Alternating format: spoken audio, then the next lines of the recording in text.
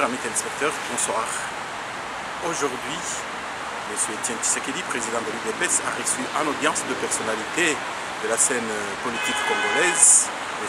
François Lumumba, fils du héros national, et M. Paul Sapou, secrétaire général de la FIDH. De quoi ont-ils parlé? Eh bien, suivez l'interview de chacune de ces deux personnalités. Pas de problème, bonne soirée à tous les deux.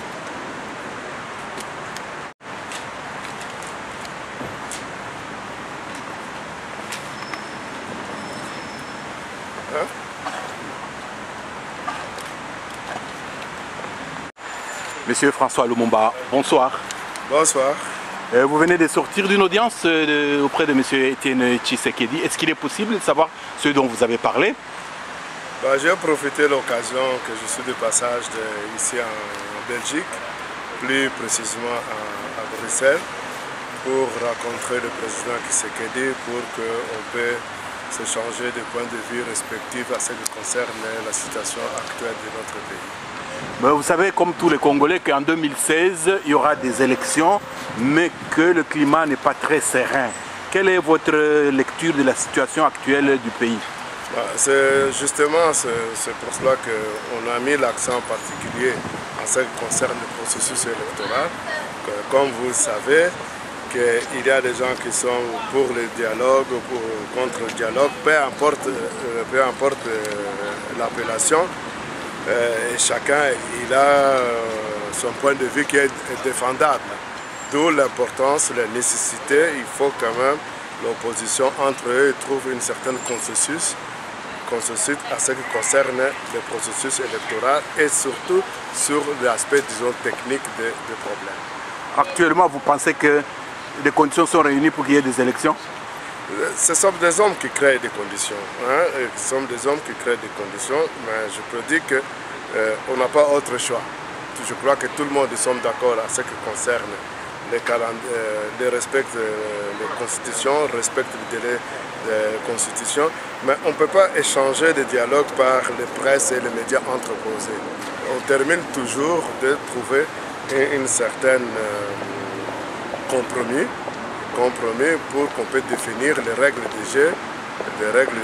Bien entendu, en ce qui concerne l'opposition, à une certaine mesure, ils ont raison s'ils ne veulent pas de dialogue parce que dans le passé, ils ont constaté au niveau de Sun City, la consultation, que les gens qui sont en face, disons, du gouvernement, qui respectent leurs engagements.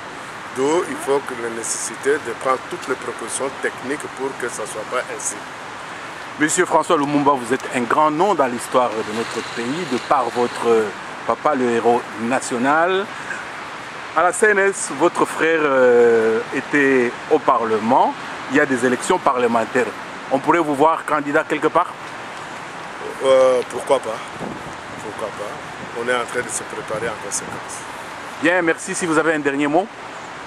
Non, je exerce tout le monde dans le sens de responsabilité. Il faut plutôt mettre l'accent en ce qui concerne le processus électoral sur l'aspect technique. Et dernièrement, nous constatons que l'inclusion de la CNI, d'où la nécessité impérative de recomposer, disons, la CNI pour qu'on puisse garantir une certaine transparence en ce qui concerne le processus électoral. On ne peut pas aller dans le combat avec les armes des autres.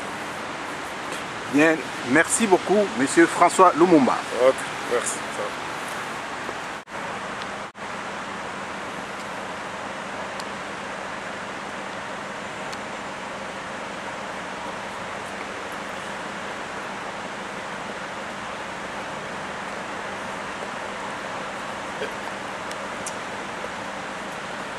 Monsieur Paul Sapou, bonsoir. Bonsoir. Vous êtes secrétaire général de la FIDH, Fédération internationale des droits de l'homme, et vous venez d'être reçu par Monsieur Etienne Tshisekedi, le président de l'UDPS. Est-ce que nous pouvons savoir autour de quoi a tourné votre rencontre? Eh bien, comme vous le savez,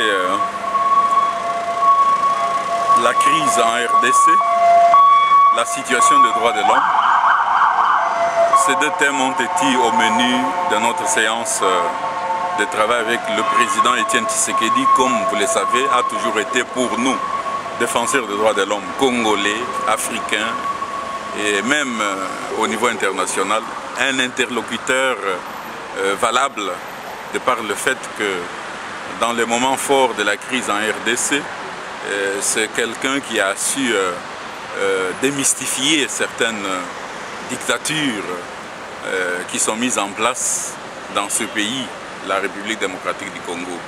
Alors aujourd'hui, avec ce qui se passe en RDC, nous avions voulu avoir son point de vue sur toutes ces questions-là et une consultation, vraiment une séance de travail sur le dossier droits de l'homme, le dossier dialogue même, nous avons évoqué cette problématique. Et le processus électoral lui-même, vous en avez parlé? Eh bien, en parlant du dialogue, je pense qu'on a abordé cette question indirectement. Et en ce qui concerne le dialogue, je me suis fait fort des aspirations de la population congolaise et celles des acteurs non étatiques, celles des défenseurs des droits de l'homme. Dialogue, oui, mais avec un peuple debout avant, pendant et après ces négociations. Puisque au regard des stratagèmes qui sont développés par le régime de Kinshasa, nous avons peur, il y a de l'inquiétude que les choses soient, disons, en faveur de ceux-là même que le peuple ne voudra pas voir revenir, récupérer la situation en 2016. Donc, il faut absolument rester prudent. Et j'ai trouvé une oreille attentive de la part du président Tshisekedi, voilà, et qui a dit que voilà, tout ce que nous pouvons faire pour que l'aspiration de la population soit respectée est bienvenue. Voilà un peu pour l'essentiel.